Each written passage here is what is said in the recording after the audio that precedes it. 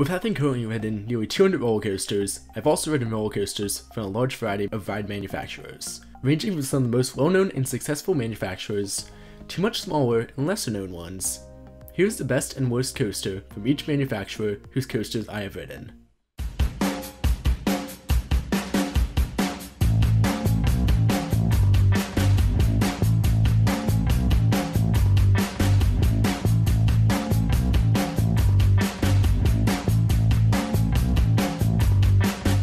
Before I start ranking, I would like to list all the manufacturers for whom I've only ridden only one coaster, only coasters that are all clones of each other. Overland Amusements, Merlin and Sons, Leprechaun, Taft Attractions Group, Togo, LNT Systems, Wilde Manufacturing, Gravity Group, Pretzel Music Ride Company, Gravity Craft Corporation, ART Engineering. Let's kick things off with classic, Aerodynamics. Before going bankrupt in the early 2000s, Aero designed and manufactured 98 different roller coasters, 18 of which I have ridden. Aero's most iconic design was arguably their custom looping coaster model, which started the idea of large-scale, multi-inverting roller coasters. My personal best from Aero is one of the most beloved, and recently now defunct, custom looping coasters, Vortex at Kings Island. While opinions in recent years were mixed on Vortex, I got multiple good rides on this coaster, which made it one of my personal favorites at the park. The worst coaster I've ridden from Aerodynamics is a custom looping coaster most coaster enthusiasts wish was defunct, Anaconda at King's Dominion. A combination of poorly designed track work and extremely rough patches often leaves Anaconda placed as one of the worst existing Aerodynamics coasters. Moving from a classic steel coaster manufacturer to a classic wooden coaster manufacturer, PTC. Founded around the turn of the last century, Philadelphia Toboggan Company is one of the oldest and most well-known ride manufacturers in the attractions industry. Despite transitioning from making full-scale coasters to working almost exclusively on roller coaster trains in recent years, PTC has built 127 roller coasters, 26 of which still exist, and 19 of which I have ridden. My best from this classic company is praised very highly by coaster enthusiasts, Phoenix at Knoebels. While considered overhyped by some in recent years, I've always found Phoenix to deliver some of the most and forceful and strongest airtime on the planet, and it is one of my personal favorite roller coasters overall. Unfortunately, not all of PTC's wooden coasters have aged as well as Phoenix. Two of the most disliked existent roller coasters both reside in the same park. I'm going with Wildebeest at Canada's Wonderland. Despite having a similar layout to one of my favorite wooden coasters, Grizzly at King's Dominion, trim brakes and a track in desperate need of replacement made Wildebeest an uncomfortable experience and unenjoyable ride overall.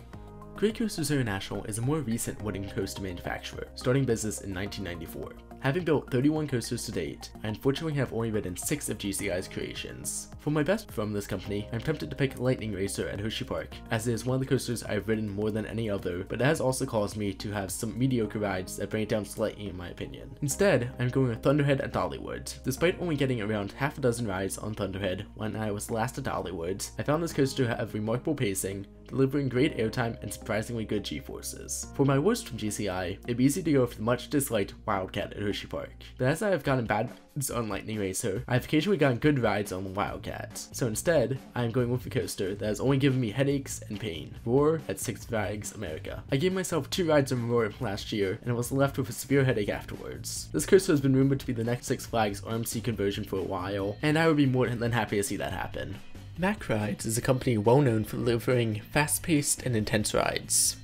In Europe, unfortunately there are only a few large-scale coasters from MACK in North America, with most of the offerings being in the form of Wild Mouse coasters. Nevertheless, I have ridden enough rides to put them on this list.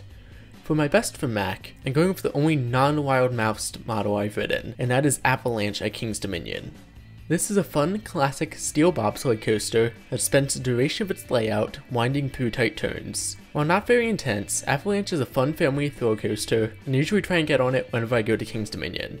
For my worst from MACK rides is obviously a Wild Mouse model. While it would be easiest to go with a blanket statement saying that all the worst, there is one specific MACK Wild Mouse that I enjoyed less than the others, Ricochet at Carowinds. I'm not sure if I just got a bad ride, but the trim brakes throughout the layout definitely killed any speed, and the final brakes were very sudden and almost painful with how fast they slammed me to a stop.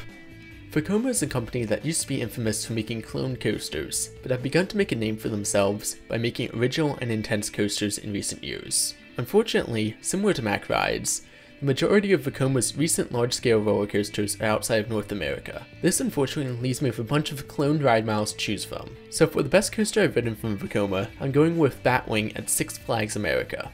I have ridden all three of Flying Dutchman models, which have been my favorite model from Vekoma that I've ridden, due to their fun and sometimes intense nature, while obviously still not being as good as their contemporaries in the flying coaster scene, besides Zamperla, but more on that later. While I have ridden alright Vekoma SLCs, the worst of this model is also the worst Vekoma I have ridden, Mind Eraser at Darien Lake. An already extremely unpleasant and headbang inducing ride that was compounded by being ridden in the pouring rain the only time I rode it. This Vekoma SLC is just bad and one of my least favorite coasters of all time. Back to wooden coasters with the short-lived, but nonetheless iconic, Custom Coasters International, or CCI. Despite only building coasters for around 10 years, CCI built over 30 roller coasters, although I have unfortunately only ridden 4 of them. Despite this limited selection, I was still able to determine a best and a worst from this manufacturer. While I have ridden Boulder Dash, which is often considered CCI's best coaster, I rode it when I was very young, so I don't have many memories of my experience on it. So instead, I'm going with the coaster that surprised me with its Airtime Thrills, Great White at Moore's Piers. This coaster is genuine fun, from how it dives under the pier to how it sprawls out over the beach, delivering great airtime and an enjoyable ride. At least from my experience, CCI is pretty consistent with their ride quality, so it's hard to choose the worst from them, but I'll have to go with Silver Comet at Fantasy Island. While this coaster doesn't do anything bad, it doesn't particularly do anything exceptional either. The layout is fun, but mainly consists of meandering through banked 180-degree turns, which occasionally turn into drops, which inconsistently provide airtime. Chance Rides has been around since the early 1960s, and is mostly known for making kiddie coasters and family coasters. They have also made Lightning Run at Kentucky Kingdom, an intense and airtime-packed thrill coaster, but I have not ridden that yet. So, I am forced to pick the lesser of two evils as the best from this manufacturer. Because of this, I'm going with the kiddie coaster Joust at Dutch Wonderland as the best I've ridden from Chance Rides. There's not much to say about this ride, it's essentially just your standard kiddie coaster. It doesn't do too much, to be honest. On the other hand, the worst I've ridden from Chance Rides is by default Toboggan at Lakemont Park. There are a lot of these vertical lift and spiral drop coasters across the country and even the world, and I hope not all of them are as unpleasant and painful as the one I rode. While it's probably due to my height, I found the cars to be very cramped, and I often hit my head on the roof of them. SBFVSA Group is a company that's been getting recognition in recent years by offering very affordable and compact family coasters, and I've only been able to ride 3 different models from them. I'm going with the largest coaster from this company I've ridden as the best, and that is Fun Coaster at Funplex, a family entertainment center in New Jersey. This is pretty much just your standard spinning wild mouse coaster with an identical layout to many other coasters around the world. For the worst from SBFVSA, I'm going with Max's Doggy Dog coaster at Fantasy Island. Similar to Fun Coaster, this ride is just another very commonly cloned model. In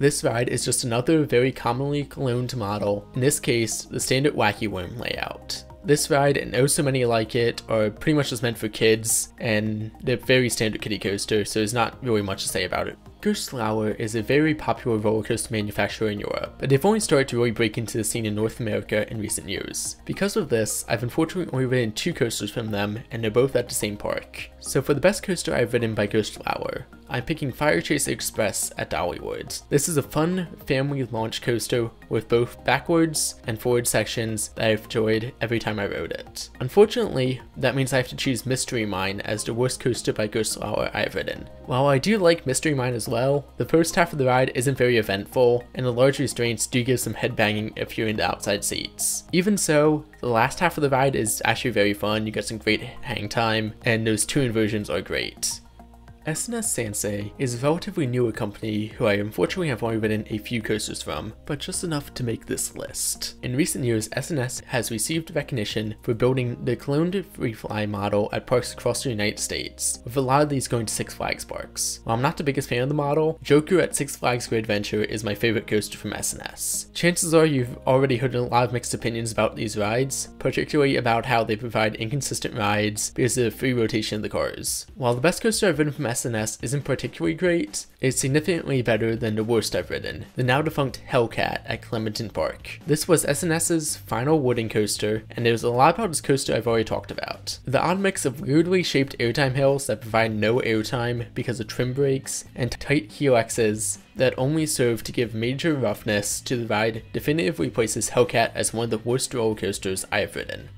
This video is already running long, so I'm going to end this first half with a high note with one of the best manufacturers in the industry, Rocky Mountain Construction. This newcomer to the industry has already made a major impact, with 21 coasters of theirs built or currently under construction. Unfortunately, I've only ridden 3 RMC coasters as of now, and I'm a huge fan of all of them. Even so, it should come as no real surprise that the best coaster I've ridden from RMC is Steel Vengeance at Cedar Point. Steel Vengeance is just an all-around spectacular coaster, delivering great airtime and great inversions all in a surprisingly long ride. While I might get some backlash for this, I'm choosing Lightning Ride at Dollywood as my least favorite ride from RMC. Even though a front rear ride on this coaster gives some of the strongest airtime out there and is an incredible ride all around, for some reason the back row gives very shaky rides, which actually detracts from the ride and even from the airtime, thus placing as my least favorite from RMC. And that wraps it up for the first half of my list of the best and worst coaster from every manufacturer. The second part will be coming soon, so be sure to like and subscribe, leave any comments of any videos you want me to do or anything you think would be interesting to see, and thank you so much for watching.